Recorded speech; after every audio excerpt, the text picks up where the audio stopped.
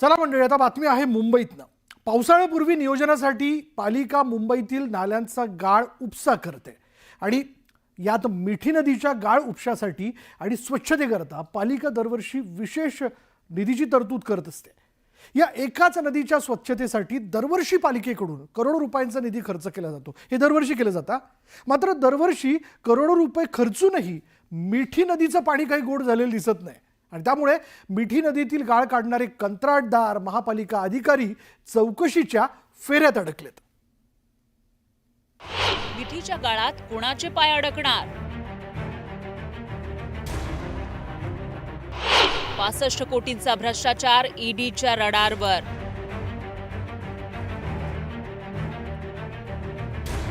News 18 लोकमतच्या हाती मोठा पुरावा।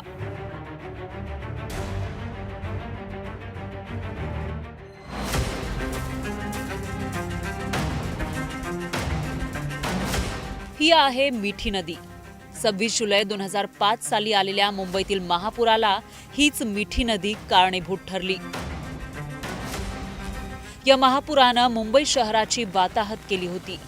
त्या दिवसाच्या आठवणी काढल्या की आजही मुंबईकरांच्या डोळ्यात टचकन पाणी येतं।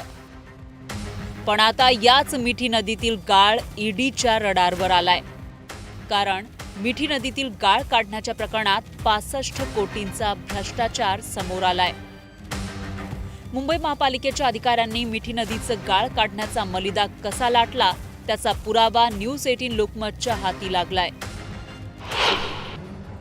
मुंबई महापालिकेच्या अधिकाऱ्यांनी गाळ काढण्यासाठी विशेष मशीन घ्याव्यात असं वरिष्ठ अधिकाऱ्यांना सांगितलं। या विशेष मशीन केरळच्या 2 कंपन्यांकडे होत्या, त्यामुळे त्यांनाच कंत्राट मिळावं असा प्रयत्न करण्यात आला। या 2 मशीन विकण्याची तयारी कंपन्यांनी दाखवली, मात्र महापालिकेच्या अधिकाऱ्यांनी ते मशीन भाड्यानं घेण्याचा प्रस्ताव महापालिकेला दिला। मिठी नदीचं गाळ काढण्याचं कंत्राट मिळवणाऱ्यांनी या विशेष मशीन वापरण्याची अट घालण्यात आली। मशीन भाड्यानं देणाऱ्या कंपन्या आणि कंत्राटदार यांच्यात महापालिका अधिकारी यांनी मध्यस्थी करून महानगरपालिकेचं आर्थिक नुकसान केलं। तसंच अधिकाऱ्यांनी गाळ टाकण्यासाठी कोणत्याही जागेची तपासणी केली नाही। गाळ या भूखंडावर टाकला जाईल असा करार केलेल्या 5ही कंपन्यांनी त्या जागेवर कधीही गाळ टाकला नाही।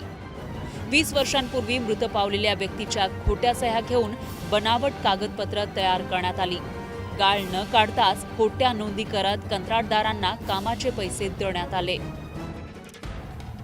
महापालिकेला गंडा घालणाऱ्या कंपन्या कोणत्या आहेत ते बघूयात।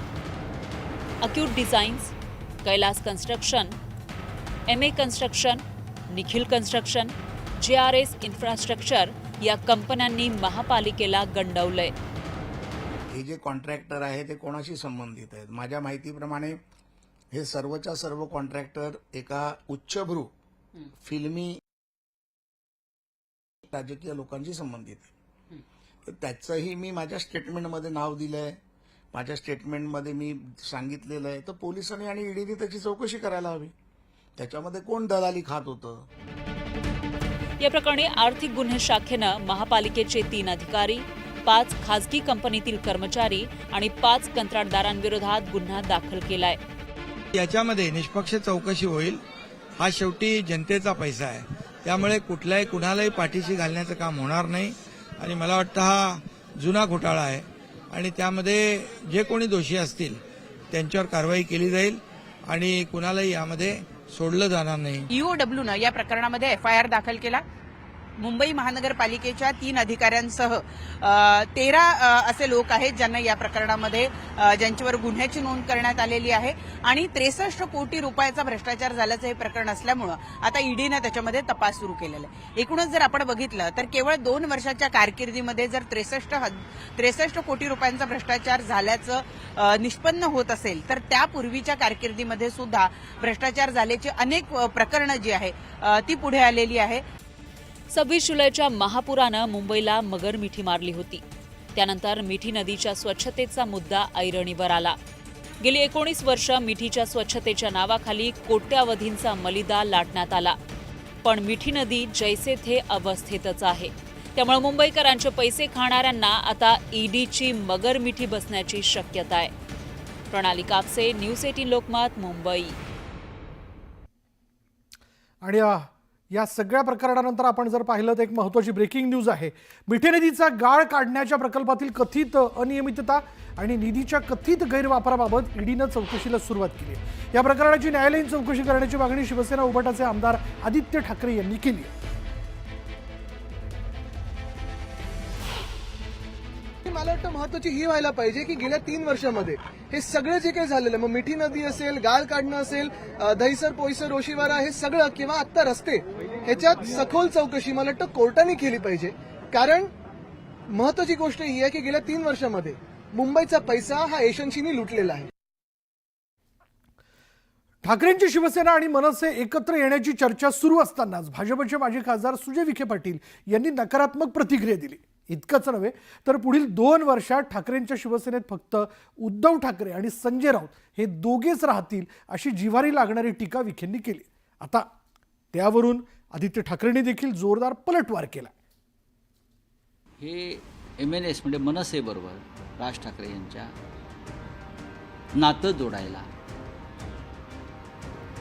नक्कीच आमची सकारात्मक भूमिका आम्ही त्या संदर्भात ठेवलेली आहे. ते माननीय उद्धव ठाकरे यांची ही एकदम मनसे आणि दिलसे भूमिका आहे. मराठी माणसाचं अहित होता कामा नये. रोजच्या पत्रकार परिषदेनी युती होऊ शकत नाही, त्याच्यासाठी 4 पावलं पुढे यावी लागतात. युतीसाठी 4 पावलं पुढे येण्याची दिलसे प्रयत्न करण्याची भाषा दोन्ही पक्षांच्या नेत्यांकडून सुरू आहे. महाराष्ट्रात अजूनही ब्रँड ठाकरेवर मतदारांचा विश्वास आहे हे दाखवून देण्यासाठी ठाकरे बंधू सिद्ध झाले. त्यामुळे उद्धव ठाकरे आणि राज ठाकरे एकत्र येणार आहेत अशी वक्तव्य संजय राऊत सातत्यानं करत आहेत. आणि गुजरातच्या व्यापाऱ्यांच्या छाताडावर बसला जे दिल्लीत आहेत ते, तर ही बाळासाहेब ठाकरेंना सगळ्यात मोठी मानवंदना ठरली. माननीय बाळासाहेब ठाकरेंनी त्यांचं संपूर्ण आयुष्य हे मराठी माणसाच्या स्वाभिमानानं त्यांना जगता यावं या महाराष्ट्रात म्हणून वेचलं. शिवसेना त्यासाठी स्थापन झाली. त्याच्यामुळे आम्हाला एखादं पाऊल पुढे टाकण्यात किंवा एखादं पाऊल मागे घेण्यात या विचारासाठी आम्हाला कमीपणा वाटत नाही. दोन्ही भाऊ एकत्र येण्यासाठी एखादं पाऊल पुढे टाकण्याची किंवा मागे घेण्याची तयारी संजय राऊतांनी केली आहे. मात्र सुजय विखे पाटील यांनी वेगळीच शंका उपस्थित केली. युती होणारच नाही आणि कोण कुणाचं नेतृत्व करणार असा मुद्दा विखे पाटलांनी उपस्थित केला. संजय राऊत साहेबांनी संकेत दिले म्हणजे होणारच नाही. तुम्ही 2 वर्ष वाट पहा. त्या पक्षामध्ये फक्त 2च लोक राहतील, माननीय उद्धव साहेब आणि संजय राऊत साहेब. बाकी तिसरं कोणी तिथं सापडणार नाही. जोपर्यंत राऊत साहेब तिथं आहेत तोपर्यंत कोणी त्यांच्याबरोबर जाणार नाही आणि त्या पक्षाला उभारी पण मिळणार नाही. आता हे काय मीडियामध्ये दाखवलं जातं ते 1 होणार, 2 होणार, 3 होणार, त्याच्या पुढचे अनेक प्रश्न आहेत. मग 1 झालं तर पक्षाचा नेता कोण राहणार, मग नेतृत्व कोण स्वीकार करणार. काँग्रेसी विचारात मिसळलेले पिसळलेले राऊत हे लक्षात ठेवा. तुम्ही जर असाच बोलत राहिला तर शोले पिक्चर मधल्या असरानीच्या जेलर सारखी तुमची अवस्था होईल. आधे इधर जाओ, आधे उधर जाओ और बाकी मेरे पीछे आओ. आणि अशीच अवस्था तुमची चालू आहे. आणि म्हणूनच उद्धव ठाकरेचा खरा धोका हा पिसळलेला राऊत आहे. सुजय विखे पाटील यांनी लगावलेल्या टोल्याला आदित्य ठाकरेंनीही जहाल भाषेत उत्तर दिलं. स्वार्थासाठी आम्ही पक्ष बदलत नाही असा वर्मी बसवणारा घाव आदित्य ठाकरेंनी घातला. सुजय विखे पाटील असं म्हणतायत की शिवसेना उद्धव बाळासाहेब ठाकरे पक्षांबरोबर आता कोणाची युती होणार नाही. पुढच्या 2 वर्षामध्ये फक्त उद्धव ठाकरे आणि संजय राऊत हेच या पक्षामध्ये. ठीक आहे ना, आम्ही वेगळे पक्ष बदलत नाही स्वतःचे कारखाने वगैरे वाचवायला. मला त्याच्यात जायचं नाही. उद्धव ठाकरे आणि राज ठाकरेंचे पक्ष एकत्र येणार की नाही हा मुद्दा आगामी पालिका निवडणुकांच्या तोंडावर चर्चेला जातोय. सत्ताधारी आणि विरोधी पक्षातील नेत्यांकडून त्याबाबत वेगवेगळी वक्तव्य केली जात आहेत. परिणामी चर्चा सुरू आहेत. आता या चर्चा थांबवण्यासाठी ठाकरे बंधू काय पावलं उचलतात हे लवकरच स्पष्ट होईल. संतोष गोरे, न्यूज 18 लोकमत, मुंबई.